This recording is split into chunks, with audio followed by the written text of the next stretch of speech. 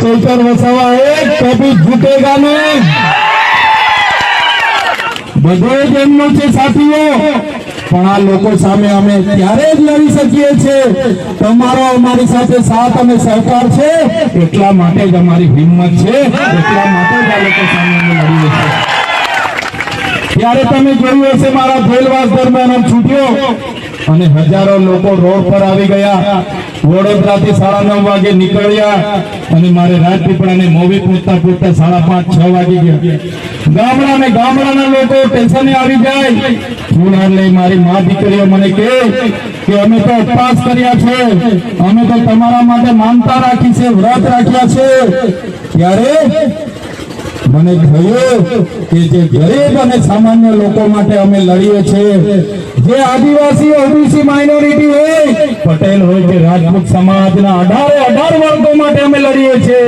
એ સમાજ આજે જાગે છે, આવનારા દિવસોમાં સરકારોને અમે ઉખાડીને ફેંકી દઈશું।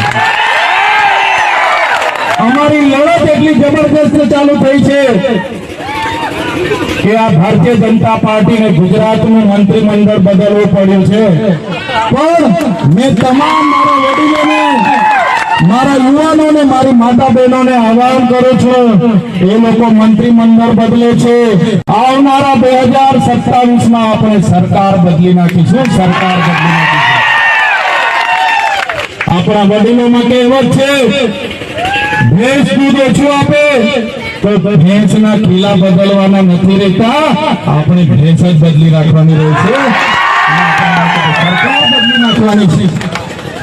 તાનાશાહ એમની જોઈ લીધી, ભ્રષ્ટાચાર એમના જોઈ લીધા છે, પોલીસનો દુરુપયોગ કરતા એમને જોઈ લીધા છે, એટલે આ સરકારોને આવનારા દિવસોમાં ઉપાડીને ફેંકી દઈશું।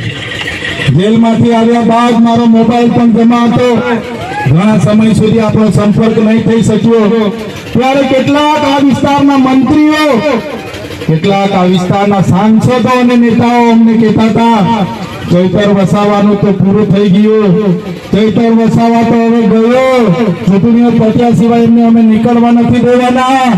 ત્યારે નેતાઓને પણ આજે આ પવિત્ર ધરતી પરથી કહેવા માંગુ છું, तुमको क्या लगता था नहीं लौटेंगे, तुमको क्या लगता था नहीं लौटेंगे, गलत, जब तक छोड़ेंगे नहीं तब तक छोड़ेंगे नहीं। हमको क्या अंडू पंडू गंडू झंडू समझ कर रखा है क्या?